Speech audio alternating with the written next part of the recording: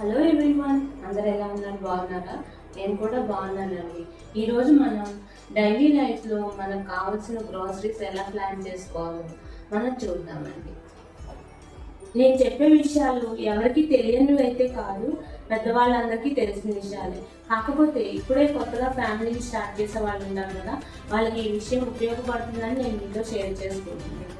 డబ్బులు ఎవరికి ఊరికినే రావని ఎవరో పెద్ద అని చెప్పినట్లుగా ఎవరికి ఊరికినే డబ్బులు రావండి. అందరిది కూడా hard earned money. So that మనం ఎంతవరకు పొదుపు చేయగలిగితే అంత ఫైనాన్షియల్గా ఫ్యామిలీ ముందుకెళ్తుంది.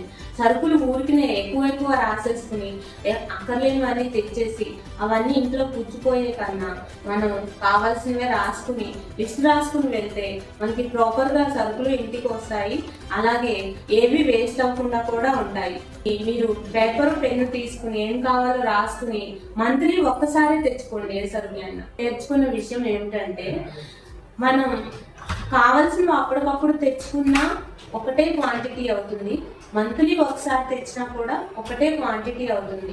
అంతకన్నా బెటర్ ఏంటంటే మంత్లీ వన్స్ తెచ్చుకున్నట్లయితే మీకు ఇంట్లోకి ఏ గ్రోసరీస్ వస్తున్నాయి, అలాగే ఎంత ఖర్చు అవుతుంది అనేది ఈ మంత్ కాకపోయినా నెక్స్ట్ మంత్ అయినా ఒక ఐడియా వస్తుంది.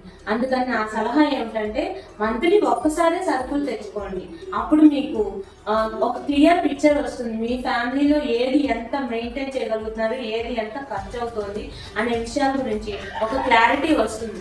ఆ క్లారిటీ తెచ్చుకుంటే మీరు ఒక మంత్ కాకపోతే ఇంకో మంత్ కాకపోతే ఇంకో మంత్ ఖచ్చితంగా ఇంప్రూవ్మెంట్ చూస్తారు.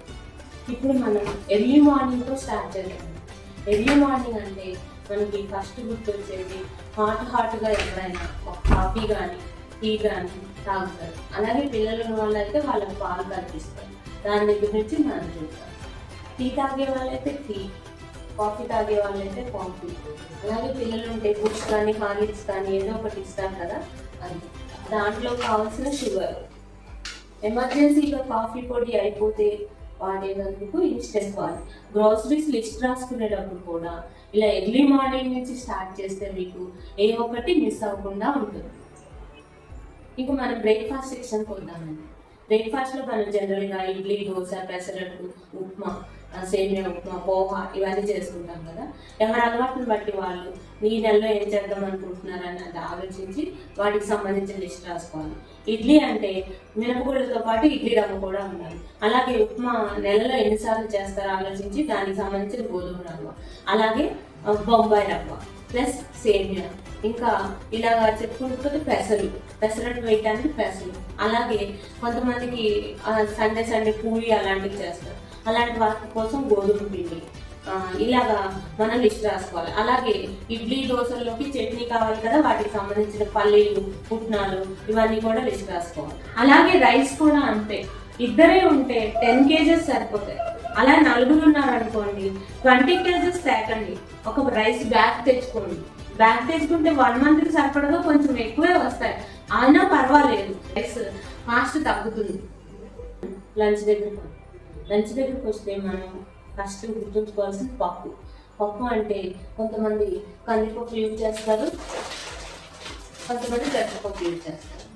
ఎవరి అలవాటుని బట్టి ఏది ఎక్కువ తెచ్చుకోవాలి, ఏది తక్కువ తెచ్చుకోవాలి అనేది మీ ఇంట్లో ఉన్న అలవాటుని బట్టి ఉంటుంది. అలాగే ఇంకా పప్పు తర్వాత ఏ కూరల్లోకైనా పోపు వేసే కూరలు ఉంటాయి. అందులో కావాల్సిన శనగపప్పు, మినప్పప్పు, ఆవాలు, జీలకర్ర, అలాగే మెంతులు. అలాగే పోపులో కావాల్సిన ఆయిల్స్, మిరపకాయలు, అలాగే కూరల్లో కానీ వేపుల్లో కానీ కావాల్సిన చింతపండు, అలాగే ఏదైనా ఫ్రైస్ చేసుకుంటే కావాల్సిన సాల్ట్, కారం. ఇలాగా మనం ఒక్కొక్క ఐటమ్ని బట్టి లిస్ట్ రాసుకుంటూ వెళ్తే ఏది మిస్ అవ్వకుండా ఉంటుంది. ఈవినింగ్ స్నాక్స్ గురించి చెప్పాలంటే మనం ఇంట్లోనే చిన్నపిల్లలు ఉంటే జనరల్ ఏ జంతికలో ఏవో చేసుకుంటాం కదా, అలాంటి వాటి కోసం శనగపిండి, వరిపిండి ఈ 2 తెచ్చుకుంటే సరిపోతుంది. ఇంకా నైట్ డిన్నర్ విషయానికి వస్తే కొంతమంది రైస్ తింటారు, కొంతమంది టిఫిన్సే చేస్తారు, చపాతీ అలాంటివి ఎక్కువగా తింటూ ఉంటారు.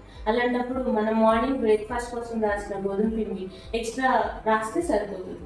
అదే రైస్ అయితే సేమ్ మధ్యాహ్నం రిపీట్ అయితే సాయంత్రం కూడా రిపీట్ అవుతాయి. ప్రావిజన్స్ కూడా అంతే.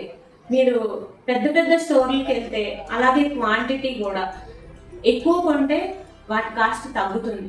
సో షాంపూలు అలాంటివి కొనేటప్పుడు కొంచెం పెద్ద బాటిల్ తీసుకోండి, అప్పుడు మీకు దాని మీద కాస్ట్ తగ్గుతుంది. కావాలంటే నెక్స్ట్ మంత్ ఇంకో బాటిల్ తీసుకునేటప్పుడు థర్డ్ మంత్కి వచ్చేసరికి మీరు బాటిల్ తీసుకోవాల్సిన అవసరం రాదు, ఎందుకంటే ఈ మంత్లో కొంత రిమైనింగ్ ఉంటుంది, ఇంకో బాటిల్ తీసుకున్నారు కాబట్టి ఆ థర్డ్ మంత్కి ఈజీగా వచ్చేస్తుంది. సో ఎప్పుడు కొంచెం ఎక్కువ క్వాంటిటీ తీసుకునే అలవాటు చేసుకుంటే మీకు కాస్ట్ బాగా తగ్గుతుంది. అది మసాలాలు అలాంటివి కూడా, అల్లం వెల్లుల్లి పేస్ట్లు ఇలాంటివి జనరల్లీ బయటే కొంటారు అందరూ, కానీ ఇంట్లో చేసుకుంటే బాగుంటుంది. వాటికి కావాల్సినవి మీరు తెచ్చుకుని ఇంట్లో ప్రిపేర్ చేసుకుంటే మీకు హెల్త్ బాగుంటుంది, మీకు సెల్ఫ్ సాటిస్ఫాక్షన్ కూడా ఉంటుంది. అలాగే బాగా ఆఫర్స్ ఉన్నాయి కదా అని అవసరం లేని వస్తువులు కొనకండి. అవి మనం ఆఫర్ ఉంది కదా అని తీసుకొచ్చేస్తాము, కానీ వాటిని ఎలా యూజ్ చేయాలో కూడా మనకు అర్థం కాదు. అలాంటప్పుడు అవి వేస్ట్ అయిపోతూ ఉంటాయి. అలాంటివి కొన్ని జాగ్రత్తలు తీసుకోండి. కావాల్సింది cleaning items, floor cleaning, dish wash cleaning, అలాగే సర్ఫ్లు, సబ్బులు, ప్లస్ షాంపూస్ ఇలాంటివన్నీ. ఈ గ్లాస్ క్లీనర్స్, అలాగే హ్యాండ్ వాష్లు ఇలాంటివి ఏంటంటే ఫస్ట్ టైం కొనుక్కునేటప్పుడు బాటిల్స్తో కొనుక్కుని తర్వాత ఇలాగ వీటితో రీఫిల్ చేసుకుంటే సరిపోతుంది మనం. అలాగే ఫ్లోర్ క్లీనర్స్ కూడా అంతే. ఫ్లోర్ క్లీనర్స్ లీటర్ బాటిల్ తీసుకుంటే మీకు సేవింగ్ అవుతుంది. సర్ఫ్ నేనైతే లిక్విడ్ డిటర్జెంట్ వాడతాను, అలాగే పౌడర్ డిటర్జెంట్ కూడా వాడతాను. అందుకని నేను రెండు తెస్తే నాకు ఇవి ఈజీగా 1.5 month వచ్చేస్తాను. అలాగే డిష్ వాషర్లు ఎలాగో అంటే మీకు మెయిల్ ఉంటే మెయిల్కి ఇవ్వడానికి ఒకటి, అలాగే మనకి కిచెన్లో సింక్ దగ్గర పెట్టుకోవడానికి ఒకటి కావాల్సి. ఇంకా సోప్ విషయానికి వస్తే మీరు సింగిల్గా తెచ్చుకునే కన్నా ఇలా బాక్స్లో తెచ్చుకుంటే మీకు మనీ సేవ్ అవుతుంది. షాంపూస్ కూడా అంతే, ఎలాగో మనకి అంతే క్వాంటిటీ పడుతుంది. అలాంటప్పుడు మీరు ప్యాకెట్స్ తెచ్చుకునే బదులు ఇలా బాటిల్స్ తెచ్చుకుంటే చాలా ఈజీగా ఉంటుంది. ఇలా బాటిల్స్ తెచ్చుకుంటే ఇది అయిపోగానే బయటపడేయచ్చు. అదే పౌచెస్ అయితే వాటిని మళ్ళీ మనం తీసి అక్కడే వదిలేస్తే క్లీన్ చేయాల్సిన అవసరం రావచ్చు. ఈ మధ్యకాలంలో మనకి అన్నిటికన్నా ఎక్కువ ఇంపార్టెంట్ అయిపోయింది టిష్యూ పేపర్స్. ఈ టిష్యూ పేపర్స్ మనం చాలా విధాలుగా యూజ్ చేసుకుంటాం. దీన్ని కూడా ఇలా ఒక ప్యాకెట్ తెచ్చుకుంటే 1 month వస్తుంది. అలాగే డస్ట్బిన్ అదే పళ్ళగా పెట్టలేము కదా, అందులో కవర్ వేసి పెడితే మనకి క్లీన్ చేయడం కూడా ఈజీ అవుతుంది, అలాగే దోమలు అవి రాకుండా ఉంటాయి. అలాగే ఇంకా పూజ చేసే అలవాటు ఉన్న వాళ్ళు ఆవు నెయ్యి ప్లస్ నువ్వుల నూనె అలాంటివి కూడా ఒక్కొక్క బాటిల్స్ తీసుకుంటే మీకు నెలంతా వస్తాయి. ఇది ఆవు నెయ్యి తినడానికి కూడా యూజ్ చేయొచ్చు. పేస్ట్ కూడా అంతే, ఒకటి సరిపోతుంది. అది మనం ఫస్ట్ టైం తెచ్చేటప్పుడు 2 bathrooms ఉన్నట్టయితే 2 తెచ్చుకుంటే నెక్స్ట్ టైం నుంచి ఒకటి తెచ్చుకుంటే సరిపోతుంది. గ్రోసరీస్ ఎక్కడ బాగుంటాయి అని అనిపిస్తే మీరు అక్కడికే వెళ్ళి తెచ్చుకోండి, ఎందుకంటే దేనికైనా నమ్మకం చాలా ఇంపార్టెంట్. ఇక్కడ బాగుంటాయి అని మీరు నమ్మినప్పుడు వేరే చోటు కన్నా మీకు అవి పెద్దగా నచ్చవు. అందుకని మీరు ఒకే షాప్లో తెచ్చుకునే అలవాటు చేసుకోండి. మొన్న ఫంక్షన్స్ అయితే ఈ మధ్య కాలంలో క్యాటరింగ్ తప్పితే ఇంట్లో వంటలు చేసే విధానం తగ్గిపోయింది కదా, అంటే మీరు ప్లాన్ చేయాల్సింది ఓన్లీ మీ మంత్లీ గ్రోసరీ మాత్రమే. సో మీరు ఇలాగా రాసుకుని మంత్లీ ఒక్కసారి తెచ్చుకున్నట్లయితే ఈ మంత్ కాకపోతే నెక్స్ట్ మంత్ కాకపోతే ఆ నెక్స్ట్ మంత్ ఒక ఆర్గనైజ్డ్గా అవుతుంది. ఏది తక్కువ యూజ్ చేస్తున్నాము, అందులో ఎంత రాయాలి అనేది కూడా మీకు కూడా ఒక క్లియర్ పిక్చర్ వస్తుంది, ఒక ఐడియా వస్తుంది. అప్పుడు మీరు మీ హోమ్ని బాగా మేనేజ్ చేయగలుగుతారు. అందుకని మంత్లీ ఒకేసారి తెచ్చుకునే అలవాటు చేసుకోండి. నెక్స్ట్ ఏ కంటెంట్ మీద వీడియో చేస్తే బాగుంటుందో మీ సలహాలు సూచనలు నాకు తెలియజేయండి. ఈ వీడియో మీకు నచ్చినట్లయితే లైక్ చేయండి, సబ్స్క్రైబ్ చేయండి, మీ ఫ్రెండ్స్ అండ్ ఫ్యామిలీ మెంబర్స్కి ఈ వీడియోని షేర్ చేయండి.